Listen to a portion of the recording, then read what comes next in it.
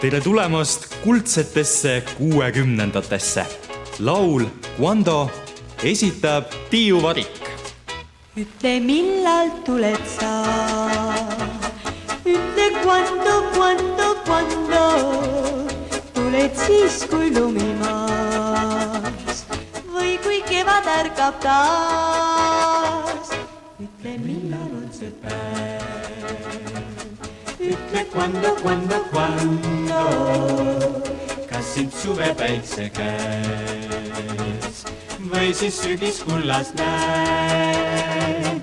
Mind nii õnnetuks teed, kui ei vasta mul sa. Sinu hääles on naer, saabun siis kui selleks aeg. Ütle millal, ole hea, ütle quando sa ei tea, kuid mina tean. Küllap tuled õige pea. Ütle millal tuled sa, ütle quando tuled siis kui lumimaas või kui kevad ärkab taas. La la la la la la la la la.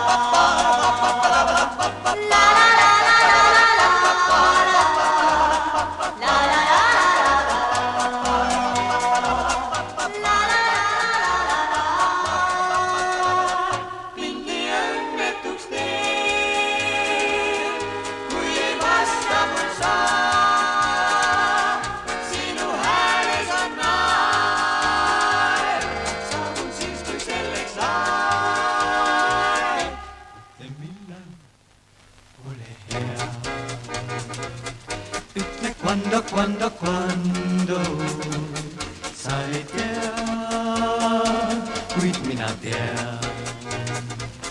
Küllap tuled õige pea. Küllap tulen õige pea. Küllap tulen õige pea. 60-ndad olid moodsad ajad, mis tõid Nõukogude maale läänelikke tuuli. Lavalaudadel säras teiste seas juba eelmisel kümnendil alustanud Heli Lääts. Sind saadab lõbus päiksehelk ja pilt, mis kohtab siin. Seal midagi uut või märkab siin. Mida aasta edasi, seda popimad rütmid muusikasse kandusid. Näiteks see lustakas Charleston Anu Antoni esituses. Ja orkestris on pidu kõigiti, pillid püsti ja pillid kõigiti, läinud meelest momendiks sootumaks kõik need moodsamad nõud. Kui naised vihtusid hoogsalt tantsida, siis mehed pigem suusatasid. Ma olen su pill ja olen su häälekaja. Spordi ja laulu kooskõlast on särav näide Uno Loop. Kui naeratust ees su näole rajab. Uue tulijana tõid 60-ndad lavale veetleva ning põnevalt džässiliku Els Himma. Küljest murda hõbekillu või, täht hõõgub peon, kui välja sirutan tee. Tõeline südamete murdja oli nooruke ja lüüriline Jaak Joala. Need ööd on eksideski head, neist tahaks rääkida, kuid vaikima neist peab. On palju luuletustes igavesi öid, miks elus harva kohtab meid. Kuid suve, mis meile ligi omaks sai. Moodsa ja läänelikuna mõjus omapärane Marju Kuut. Mind veel ei ole, kui sa leiad mind. Leiad ka siis, kui pead silmaga aastaid see. Kaunid hääled kõlavad kaunilt kokku ja just seepärast laulsid toonased estraaditähed sageli ka duette. Juba kogenud Kalju Terasmaa salvestas mitmeid palasid 60-ndate uue tulija lummava Helgi Salloga.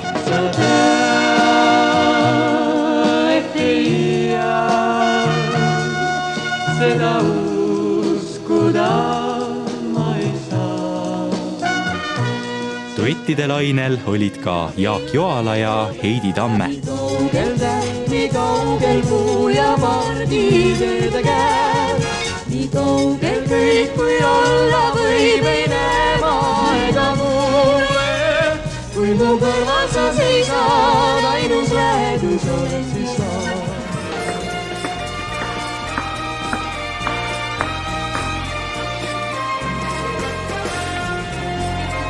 Heidi Tamme, laulja kuldsetest 60-ndatest ja Heidi, paned tähele, ma ütlen kuldsed 60-ndad. Kui 60-ndatest räägitakse, siis see sõna kuldne on sinna viimasel ajal väga üheselt mõistetavalt külge jäänud. Sellele ajale tagasi vaadates, ütle, mis teeb selle aja kuldseks? Kuldsed 60-ndad. Ja nendel ei ole ilma asjata antud see nimetus. Need olid tõesti kuldsed sellepärast, juba esiteks sellepärast, et ma olin ise noor ja noorena oled ahne iga asja vastu ja ahmid kõike, mis väljaspoolt tuleb. Ja see oli ilus aeg, kus muusika oli selge, kõlav, tal oli nagu meloodia, tal oli olemas teatud rütm. Siis kui on sügistaevas sompus ja hall, suits igast korstnatühmust looklema poeb. 1960 ja sealt edasi see kümnendik meenub mulle üsnagi kena ajana, sest ma olin ise noor tol ajal ja alles nagu alustanud ka laulmist. Tegelesin muusikaga, vaatasin üsna säravi silmil ümberringi, saan laulda džässmuusikat, sest ümberringi seesama tunne valdas ka kõiki teisi inimesi.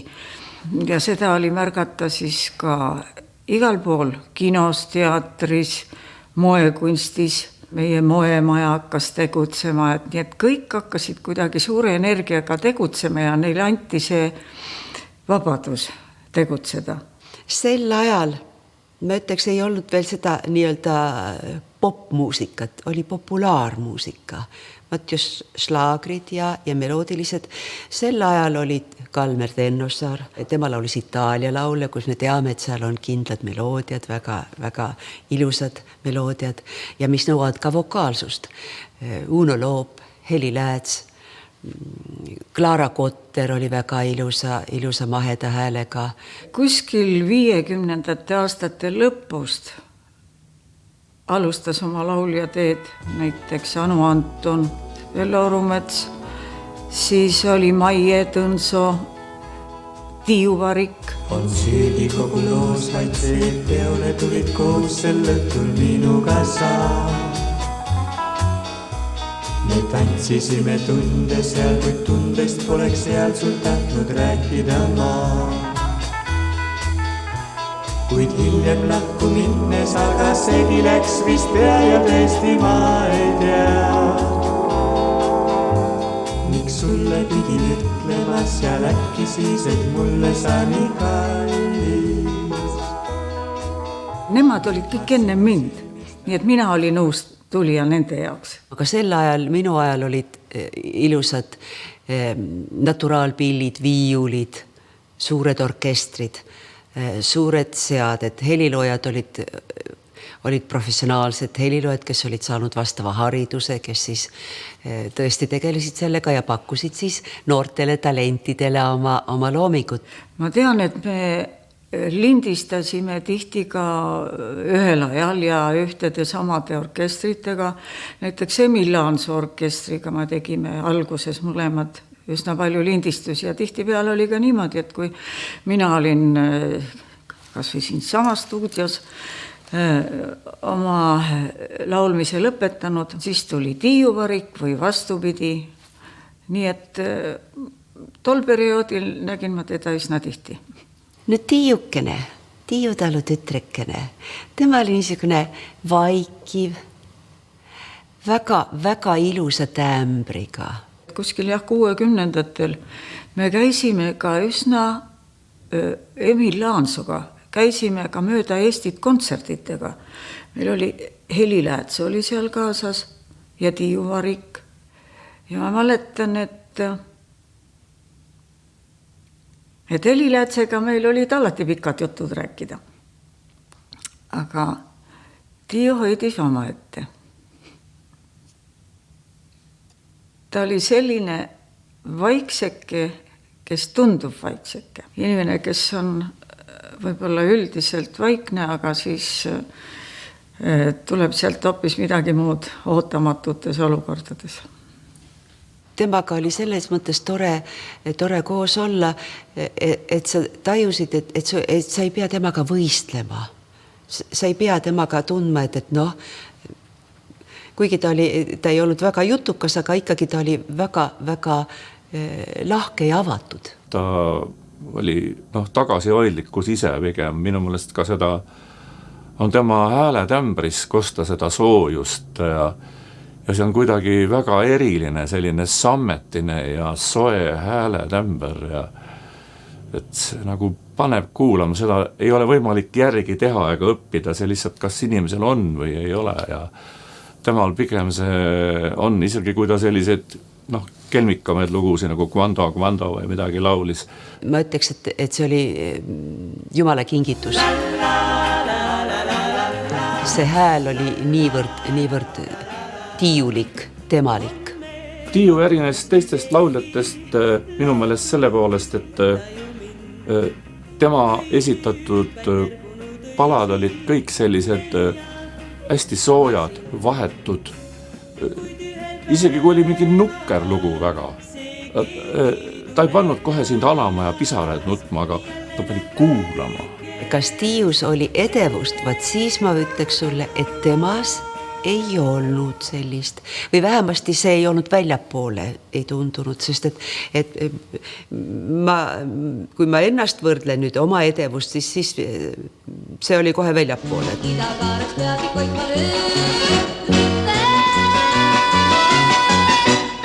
Ta oli rohkem selline introvert. Kindlasti olid teised lauljad mõned sellised dramaatilisemad ja eksponeerisid ennast rohkem ja kes tuli nii-öelda esines rinde ees nii-öelda ja tuli 10 astet ansamblist ettepoole mina, õhtutäht tuli ja tema mulle jättis sellise mulje, et ta oli pigem selle ansambli või orkestri sees ja oli nagu üks tükk sellest tervikust, aga ta igal juhul kostis sealt välja. Ma olen muusikute laps. Minu isa oli Ants Müür, kellel oli see Ants Müüri ansambel ja kellega minu ema Tiiu Varik siis on salvestanud enamusi oma lauludest. Minu mälestused emast siis selgemad hakkavad 80ndate algupoolel, kui ema oli oma aktiivse lauljaga karjääri lõpetanud. Aga muusikaga sai tegeletud kodus ikkagi edasi. Ema andis klaveritunde, samas tegeles meiega, nii õega kui minuga siis tegeles. Tiiu oli minu tädi. Et tema isa ja minu ema isa olid vennad kunagi ja sellest saadik ma teda nagu tunnen ja ta võttis mind oma juurde elama siia. Kuna minu vanematel olid rasked ajad, siis tema pakkus variandi välja, et tema aitab siis nagu ühe lapsega, et võtab ta oma juurde elama ja ajutiselt. Ja kuna ta sai jälile, et ma oskan ka hästi laulda, siis ta nägi nagu võimalust ja potentsiaali mind nagu siduda enda ansambliga ja enda laulmisega. Kes viis öösel lehed puult? Poolherid ja tröövis sügistuud. Kes viis kaasa lilled aasalt? Lilled korjas sügiskuud. Kuhu päike peitu poeb? Ta pehmes pilve voodis lehte loeb. Kuidas tähed maale said? Maa selgib külmast särab vaid. Kaavad tunnid päev lühemaks ja aina hall on. Taevas täis rasket sügist pisara. Laulmisõppe nägigi niimoodi välja, et nagu praegu on, et ongi need juhendajad, kes õpetavad sind pause, kõrgendust, laiendust, ühesõnaga kõiki neid süsteeme. Tiiu siis õpetaski mind väikest last on ju, et kus ma tohin hingata, kus kohas mingi väikse pausi teha. Sõnad pidid muidugi selged olema peas, diktsioon oli äärmiselt tähtis, nõnda, et mitu korda me ikka lausime need asjad ikka 10 korda läbi ennem kui see kuskile linti läks näiteks, et see, kui kuskil oli esineda, see oli nagu minu jaoks kõige lihtsam variant. Et siis ei olnud nagu ennem seda tohutut trilli ja katkestamist, et see nagu ühe soojaga ära laulda. Aga kui oli vaja kuskile lindistamisel minna, et siis see ikka Tiiu juhendas klaveril ja siis oli, et võtame nüüd jälle selle koha pealt. Ma mäletan, et oli see laul see Kassitango veel. Et seal olid suht pikad need ülekanded, et sa ei saanud, sa pidid seda õhku sealt kuskilt varastama. Ja siis see laps seal niimoodi nagu lõõtsutas, et et osad sõnad läksid ikka ju niimoodi kaotsi, et jah, aga ikka selline lauluõppe ikka käis täiega. Ja seda popi praati võite osta post. Ei tantsigi su tango, ma tean, et see kassi tegi vana tants. Stassiks sa tango, mis selgeks võiab. Selles majas olen ma siis oma 5 aastakest nüüd elanud. Kõik tuleb jälle meelde, kõik see hea vana, nii aknad jäid, köögiaken jäi sinna poole ja siis elutuba, hästi suur tuba. Samal kõrval oli üks teine elutuba ja minu tuba jäi nüüd sinna otsa peale. Et mul oli siis täielik ülevaade, mis toimus siin liikluses. Aga toad olid jah hästi suured ja sellised Eesti-aegsete korterite süsteem, et kõrged laed ja avarus. Ma sain omavoliliselt aias olla väga vähe. Et põhiliselt, kui ma sain aeda nagu minna, siis ma läksin sinna poole. Sellepärast, et nendest akendest oli Tiiul väga hea ülevaade, mida ma siin õues tegin ja tegelikult ma pidin olema kogu aeg vaateväljas. Et ei tohtinud niimoodi ära kaduda. Tal oli väike hirm ka, et äkki varastatakse ära, laps viiakse kuskil ära või mis halba võib juhtuda. Ta oli tugev persoon. Et ta oli ajas ikka oma rida ja kõik asjad pidid niimoodi olema, nagu tema tahtis või tema visioon oli nagu mingitest asjadest. Juharik on vastavalt vajadusele, ta oskab olla nii hoolitsev ema kui ka siis karm õpetaja. Laste suhtes on ikkagi jääb ta emaks, aga kui on ikka vaja mingi õppetükk või laulusalm on vaja selgeks saada, siis ikka tuleb laulja Tiiu Varik tuleb ka välja. Kuna mul oli tervis, oli viletsavõitu, tal olid kogu aeg kurgumandlid, olid kogu aeg haiged, niipea kui ma natuke külmetasin. Ma käisin suht vähe koolis tänu sellele ja siis Tiiu õpetas mind kodus kogu aeg tagant järgi nagu. Aga tegelikult kujunes niimoodi välja, et kui ma siis jälle sain kooli minna, siis olin ma kõigist teistest lastest nagu targem ja ees. Et mul ei olnud siis seal jälle nagu mitte midagi teha. Ja muidugi see veel, mida ma kuulsin muidugi oma tädi käest jälle, et ta oli seal ka kõigile nagu rääkinud kõigile teistele ümberkaudsetele ja tuttavatele, et temal ei ole häbi kuskile Reedaga minna, kuna Reet on nii hästi kasvatatud, et tema ei häbene, et tema võib minna kas või Inglise kuninganna vastuvõtule, sellepärast, et Reedal on kõik lauakombed ja kõik sellised asjad on nagu selged. Et ma ei oskagi nagu öelda, et oleks nüüd nii hirmsasti poputanud seal, et kõik asju muidugi ma ei saanud, mis ma oleks tahtnud tol ajal. Aga eks see ringi sõitmine ja kõik see nagu kompenseeris selle, et see oli omakorda jälle huvitav, et paljudel ei ole lapsepõlves sellist varianti. Maailm läbi lauluga uusi sõpru leian nii. Tervisiivi Eestimaal minu hoogne lauluviis. Veel jääb näha paljumaid rahvaid, riike tundmatuid. Rongid, autod, laevad, lennukid, mind kaasa võtke nüüd.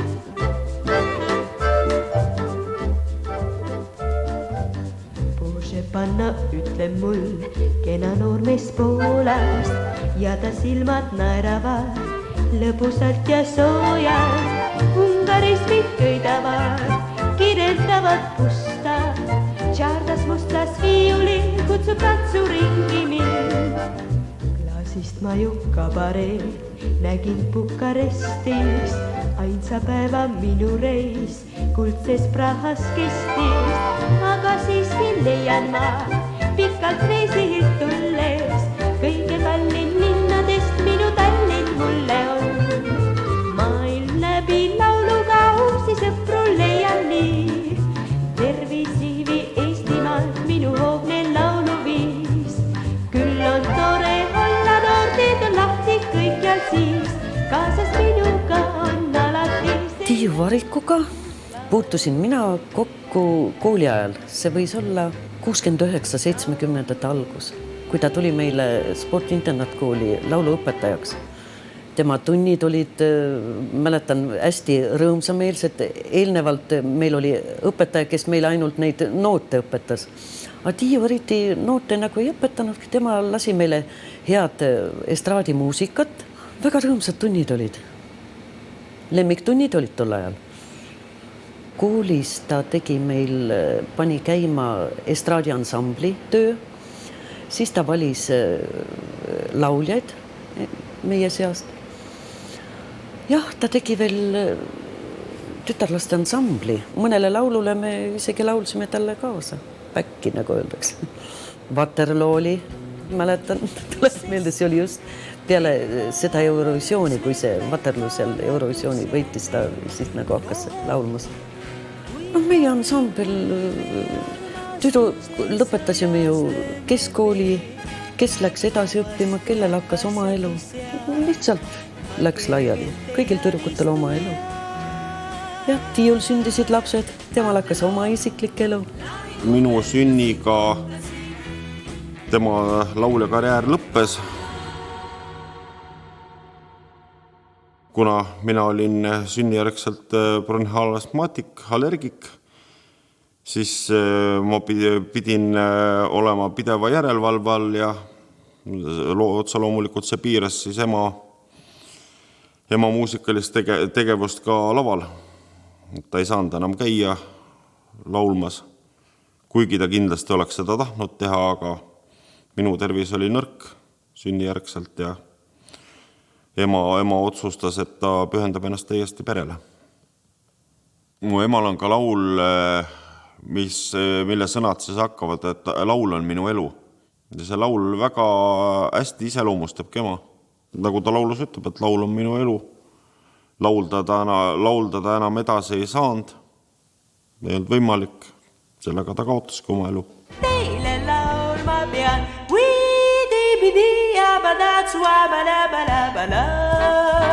laul on minu elu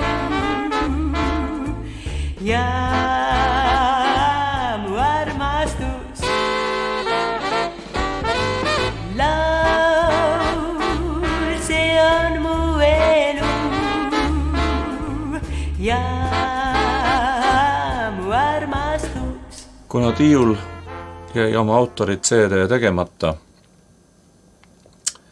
siis olen vaadanud paljusid tema lugusid ja kuulanud neid. Täna siin minu kõrval oleval magnetofonil on üks Tiiu enda lint, kus on meie avastuseks täiesti tundmatu lugu, mida ei ole Eesti raadio fonotegis ega arhiivis. Paneme selle loo mängima.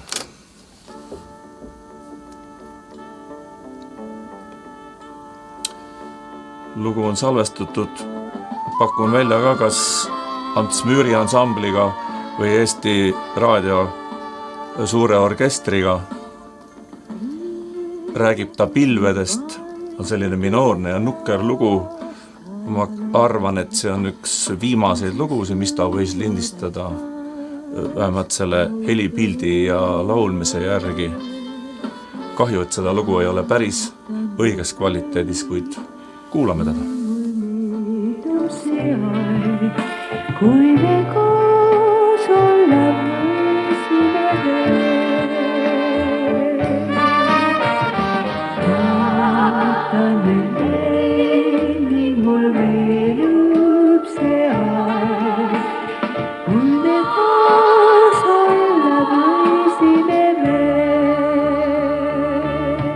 ta ei olnud selline rokitüdruk ja niisugune, et kui tema kohtud, ta ei hüppa sulle kohe niimoodi vastu ja tere ja niimoodi. Et see on kõik väga, väga hoitud ja ma ütleks sisemise dünaamikaga rohkem. Ja siin see ongi, et sisemine selline pinge, mis ehitas üles tema ilusa hääle ja legato, kui rääkida nüüd pedagoogilist keelt, siis see on rohkem kaldub jah niisuguse meloodilise melanhoolia poole. Eile veel olid minu vastu helja hea, kui täna ainult lootma pean, ehk eile õnn meil kordub veel.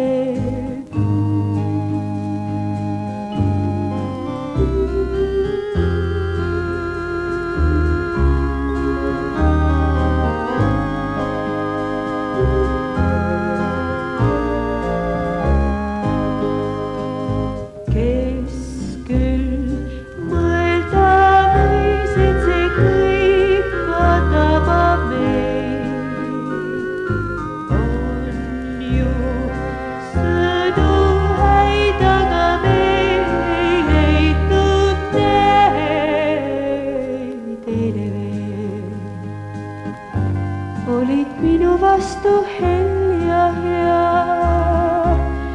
kuid täna ainult lootma pean, ehk eile õnn meil kordub veel.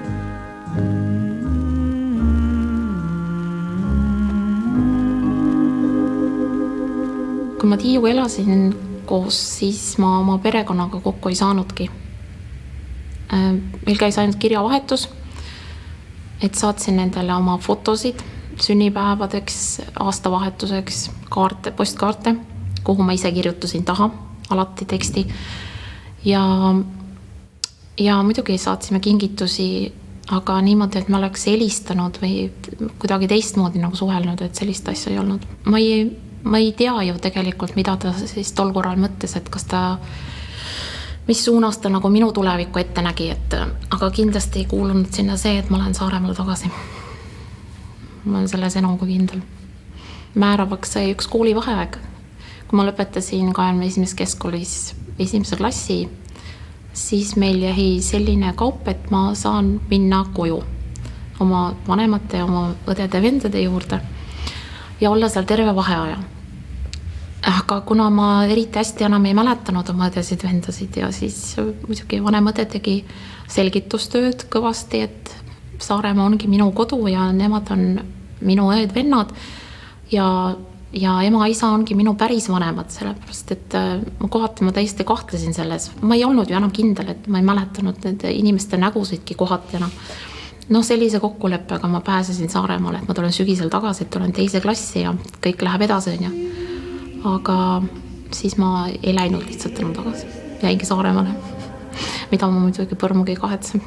Teise suurema tervisliku põntsu sai ema minuga siis aastal 1987, kui ma käisin Tallinna 21. keskkoolis 2. klassis. Kui mulle tehti kaitsepookimine, millest siis pähe tekkis mädanikabsess, millest muidugi alguses ei olnud keegi teadlik.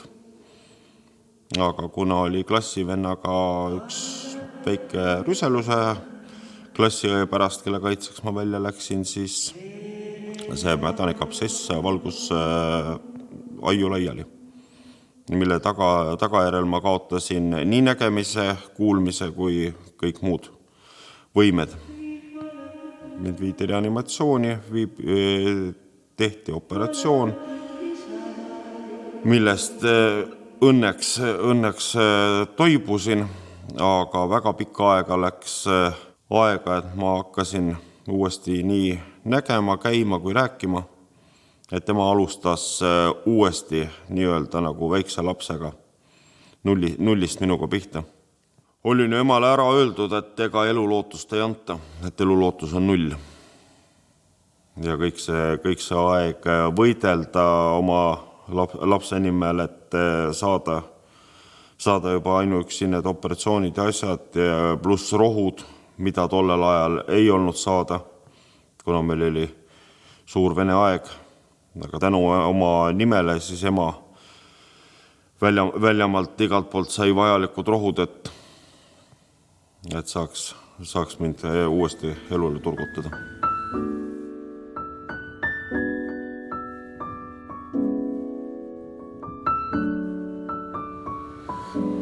Inimesena oli ta väga abivalmis, aga veidi nagu üksildane, ta on nagu eriti teiste inimestega nagu suhelda nii väga ei armastanud. Nagu rohkem kodune oli. Emal olid suhtlemise osas olid väga kindlaks tõekspidamised, nii nagu külas käimiste ja külla kutsumise osas. Et külla ei minda niisama ilma põhjuseta ja külla ei kutsuta ka niisama ilma põhjuseta. Et ema suhtlusringkond oli selles osas oli suht väike ja suht kitsas. Su ema on elus hästi palju läbi elanud. Ütle, kuidas need läbielamised ja elulöögid on tema loomingus kajastunud? Suuremad läbielamised ta on ju pannud ju kõik laulude sõnadesse, sest temal ei ole ühtegi laulu, millele ei ole mingit mõtet. Mis ma pean ütlema, et kuna ta ise oli laulja, siis ta tegi need tekstid väga suupäraseks ja väga tähendab, tekst peab olema mitte ainult suupärane, vaid tal peab ka olema õige tempo, õige rütm ja eesti keele välted ja me teame väga hästi, et ega nendega on tükk tööd, et need panna eriti välis heliloojate loomingusse paigutada eestikeelsed sõnad ja need välted, need on tükk tööd. Aga tema puhul ei olnud seda üldse vaja teha, sest et ta tegi selle teksti juba nii suupäraseks, et seal jäi nagu see enda töö tegemata, oli ainult vaja tõesti need välja laulda ilusti. Nii et selles suhtes ma pean ütlema suured tänud talle. Kõige ilusam Tiiu Variku laul, mida mina tean ja mis minu jaoks jääb ka kõige ilusamaks. Selle laulu sõnad, ma võin öelda, on ära mine ja hetkeks veel, pole käsk ainult palve see, püüda võõrast õnne, jõuad ka veel homme, ma ei seisa ette sinu teel. Ära mine ja hetkeks veel, pole käsk ainult palve see, püüda võõrast õnne, jõuad ka veel homme, ma ei seisa ette sinu teel.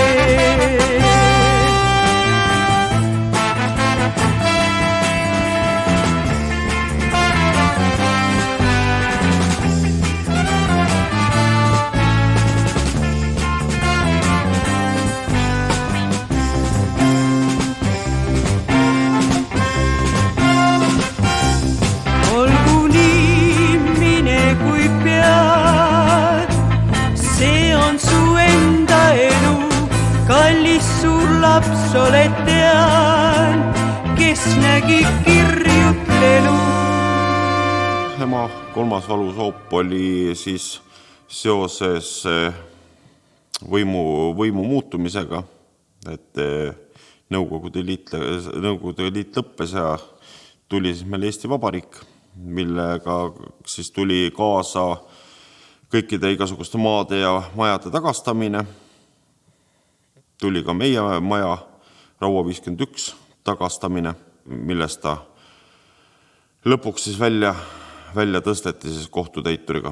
Kui ma siit vahetevahel Helsingist sõitsin Tallinnasse ja kuulsin siin neid koduprobleeme ja et tal olid probleemid siin koduga, et tal olid väiksed võitlused selle pärast. Need võisid tekitada kibestumist, võisid tekitada talle palju siin nii-öelda isiklikke probleeme. Kõik laverid asjad, mis meil too aeg olid, kõik jäid Raua tänavale, neid ta kaasa endaga võtta ei saanud, Kosele, kuhu nad ümber koliti. Ja muidugi hiljem ka tekkis väga paljudel artistidel selline meie põlvkonna artistidel väike vaakum, sellepärast, et toimus taas iseseisumine, uue ajastu nii-öelda probleemid tekitasid meie põlvkonnale, nii et ma usun, et ei olnud ka erilist rakendust enam. Meie pere läks paraku lahku sellel ajal, 90. aastatel. Et siis sellest ajast on ka jäänud see, et meil on nii-öelda nagu 2 peret. Et on ema siis õega elab ja mina siis olen koos isaga ja suhtlen isaga.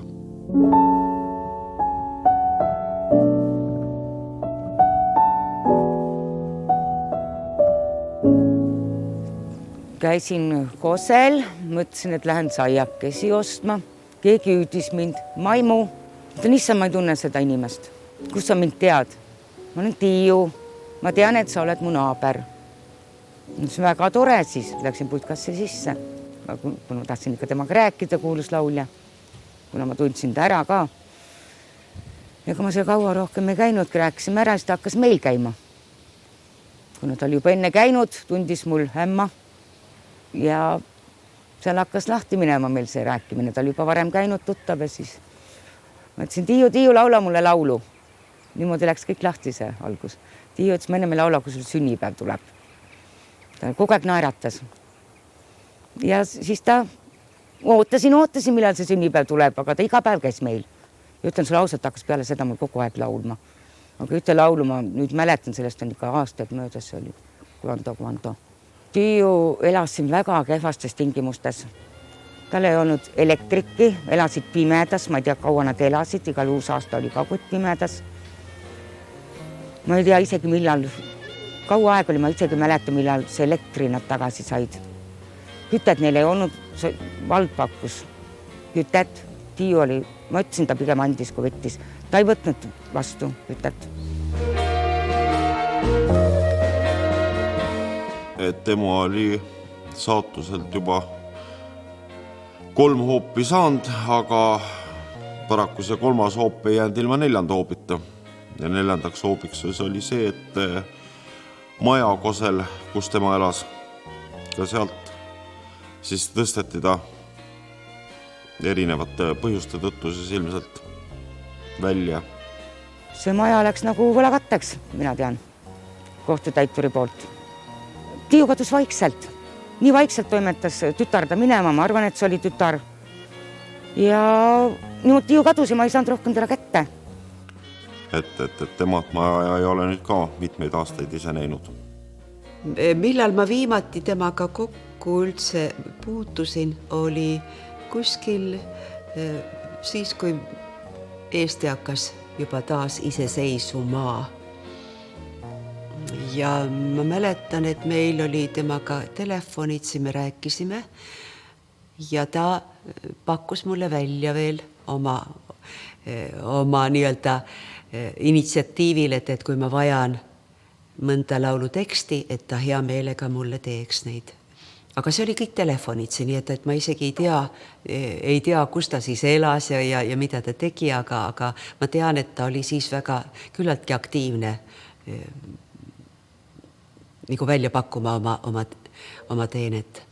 Kuskil Eesti aja siis 90ndate alguses, kui mina juba helirežissöörina töötasin, ta helistas mulle ükskord ja ütles, et Priit, ma tahaks plaati teha.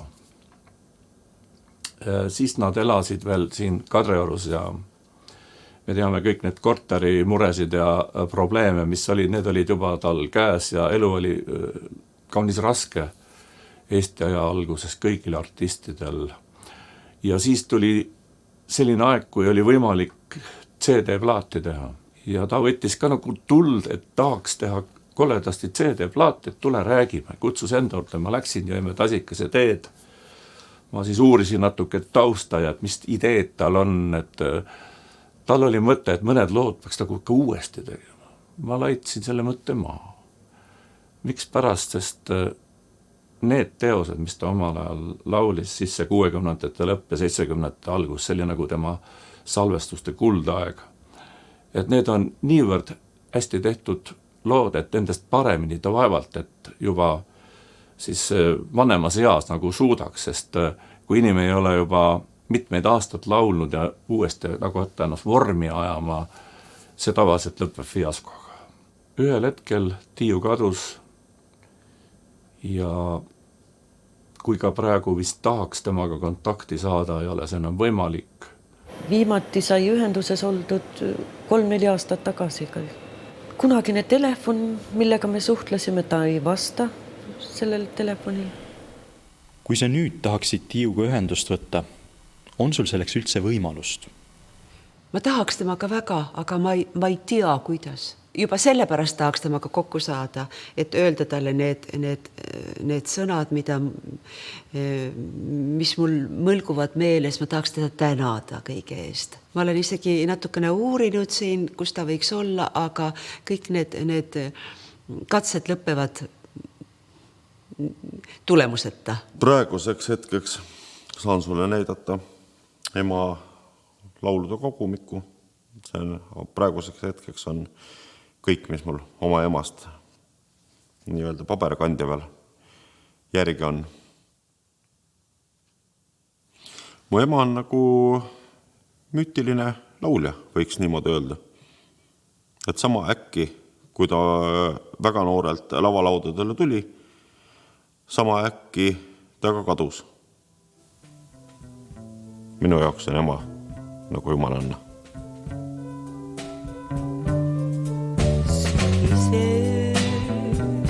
Veel viimased ahked, vaikinud laulud, lahkuvad linnud, üle põllu, üle metsa, nii kaugele lendavad nad.